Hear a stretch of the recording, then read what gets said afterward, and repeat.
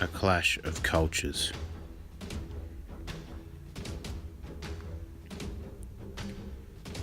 Islam has had a long and relatively stable relationship with Australia.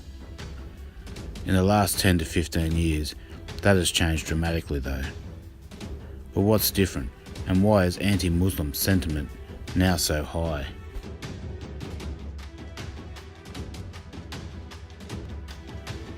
It's not as though Islam is the only foreign religion to be practiced here. In fact, Buddhists outnumber Muslims in Australia.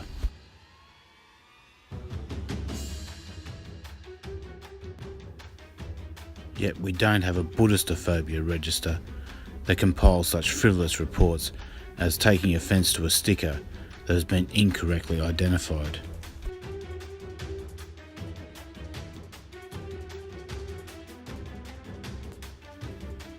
There is obviously a number of contributing factors that have led to this friction, but let's look at some of the main ones. Blatant double standards are often a source of contention. Non-Muslims are expected to abide by the laws of Islamic countries, and there can be very serious consequences for breaching these laws. Like the case of Alicia Garley, who was jailed in Dubai because she was raped. Just like Australian Alicia Garley, jailed because she was raped. Far from being a one-off case, Western women have been harshly penalised under Sharia law. Kissing on the cheek is illegal. Charlotte spent 23 days behind bars before being deported.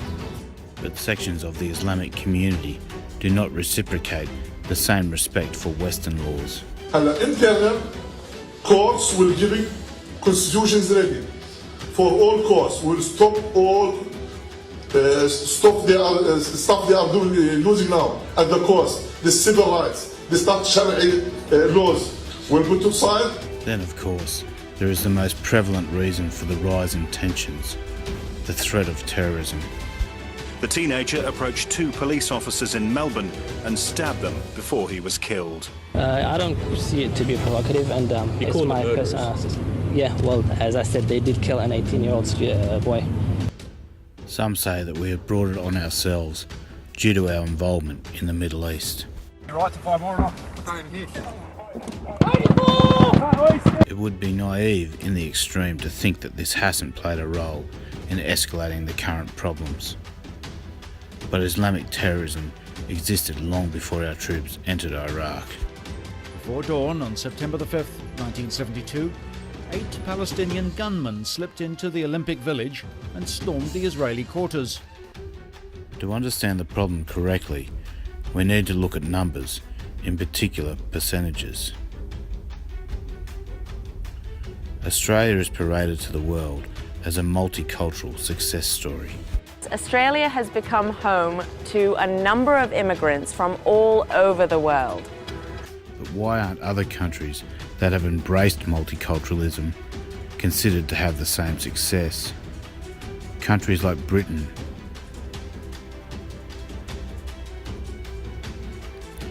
Germany, France,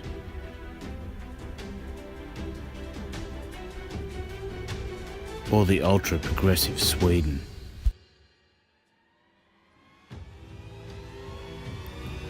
Obviously there is various factors, as each country have their own unique issues, but there is also one common denominator.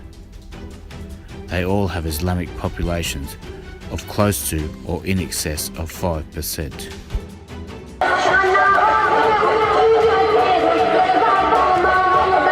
History irrefutably shows us that as Islamic populations increase, so too do the demands for special treatment and grievance mongering.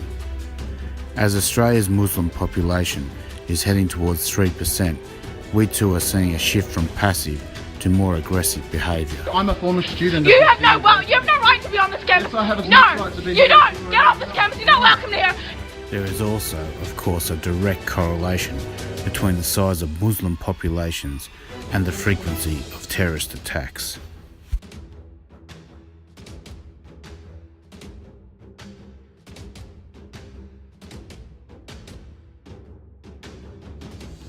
This leads us back to the argument that the majority of Muslims don't support terrorism. And at times, Muslim leaders have shown this to be true. Dr. Ibrahim Abu Muhammad spent a short time signing some condolence books, and he's also over there with a number of other Islamic leaders. The Grand Mufti himself released a statement condemning the terrorist attacks in Paris last year, even though it blamed others for the cold-blooded murder of 130 innocent people.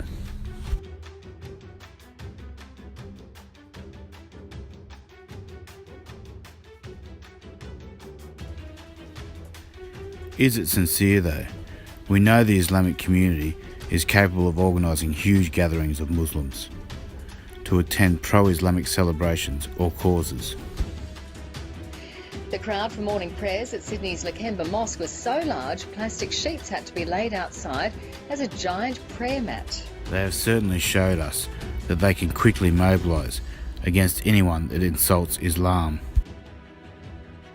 Violent clashes on Australian streets as a wave of rage over an anti-Muslim film spreads around the world. So if they truly condemn these heinous attacks, why don't we ever see large-scale demonstrations proving it? After all, Muslims have far more to gain by doing so than anyone else. You look like a terrorist wearing that, you know that, right? Make sure you check us out on Facebook. Stand Up for Australia.